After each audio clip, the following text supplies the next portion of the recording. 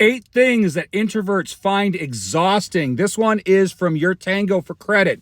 So, first thing for people that are trying to define what an introvert is, because people mix this up all the time. People think that introvert means that you're just a quiet person. That's not what it means. Or extrovert means that you're just a loud person. What introvert actually means is that you get energy from being alone to recharge. Extroverts get energy from being around other people. That gasses them up. So really what you have is you can have people that outwardly are very loud, boisterous, talkative, everything else, but then are still introverts that have to go home to get their energy back. That's what I am. I'm in HR. I talk all day to people. I have to have downtime, alone time, or I can't recharge and I feel terrible.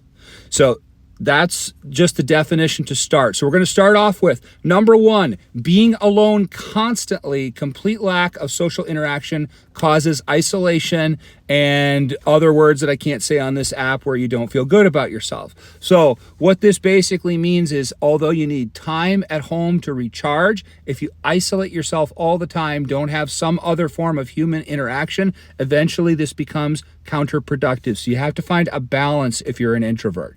Second thing is that super noisy, overstimulating environments are not cool for you anymore. I have really changed personally with this with age. So for me, I used to, when I was young, I'd go to the club or I'd go to the bar. That is not an environment I even want to be in anymore. You go into a club, you can't hear your friends talk, you can't have a conversation. Yes, you can dance to a couple songs, have a couple drinks, but like it's not even fun for me anymore. It's so loud and overstimulating. I'm literally like, why in the world am I paying to be here? I could do a kickback around my fire pit in my backyard with a couple of drinks and some food with some friends and have a way better time and be completely chill than have to be in this environment. I don't even understand anymore how I ever enjoyed going to environments that were that noisy.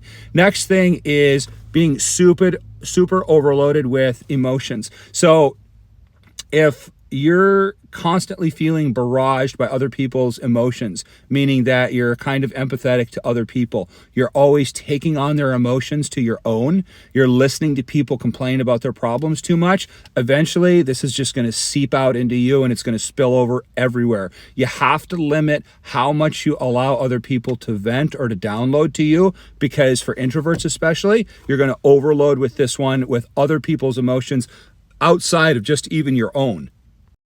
Next one is going to be having the spotlight forced on you without prior preparation. So if you know you got to prep for a meeting at work, we're going to have to go talk for people. Most introverts can be okay there if they have the time to bullet out and look at the steps that they're going to have to talk about and what they're going to have to do. So if it's just forced on you, like in a meeting, like, hey, Bob, what do you think of this? Explain your position on this. If you're not ready and prepared, for introverts, that can be a really difficult, type of situation to be in where it's just forced on you. Unfortunately, sometimes at work or in social interactions, you can't get away from it. But this can cause stress for folks that aren't ready for it and prepared.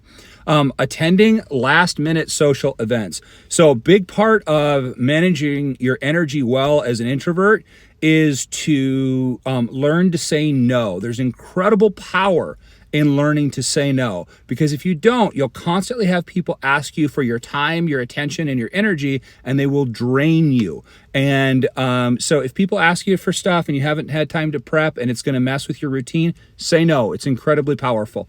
If you're not saying no a lot in your life and you're feeling drained, that is exactly why, I will tell you. Next thing is neglecting self-care. Especially as we get older, we take on more responsibility with work. We take on more responsibility with children. What starts to happen is you relegate yourself to a corner of not taking care of yourself. And then what will happen is one of two things. You're just always this person that's always drained and taking care of everybody else.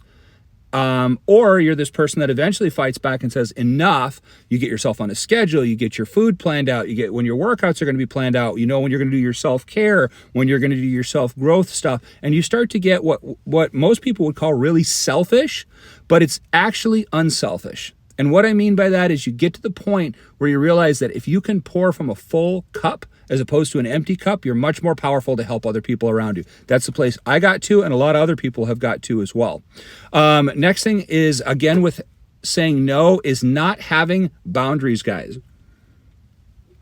If you don't put up boundaries, this doesn't just mean saying no. It means when people overstep the line and you don't push back, they will take another step over your line further. And every single time, this is where the old expression perpetual line stepper comes from, is like, if anybody's ever watched Chappelle's show, but this is where this comes from, is that if you don't put those boundaries in place, people will constantly ride over you. And you'll see other people, they just don't let people mess with them. And people might say, oh, they're a jerk, oh, they're whatever. But these people, they don't have their time and energy sucked out by other people who can do the work themselves or who can take care of themselves and not have to rely on this person.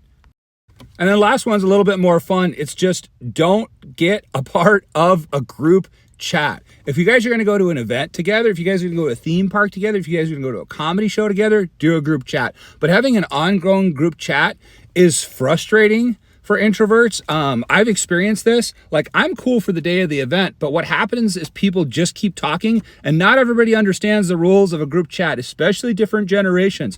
They'll have you talking about all kind of things that are unrelated. Oh, hey, Bob, we're going to go to get tacos on Tuesday. The group doesn't need to know that. It's like people that put everybody on emails. Stop it. It just sucks time and attention from everybody else. Don't do that. So, again, if you are feeling drained in your life, if you are feeling overwhelmed all the time, if you're feeling like you never have energy, it is because you're not saying no, you're not putting up boundaries, you are not standing up for yourself. This was me for 41 years of my life. I was raised to be a people pleaser by a great mother who I love to death, who is wonderful to everybody. But she taught me, and we've talked about this extensively, that I was raised to be too nice. And eventually I completely wore myself out with being too nice, and then there was nothing left of me. I was not feeling good about myself. I was extremely overweight. I was, just in a bad state in my life, in career, finances, everything. It's because I was not taking care of myself and I was taking care of everyone else first. Now that I started to advocate for myself and push back, all of this stuff starts to correct itself once you do that. Even though it feels unnatural or mean, it's the way that it has to be for you to correct. So let me know, what other things drain you if you're an introvert? I'm anxious to hear and see what you guys think.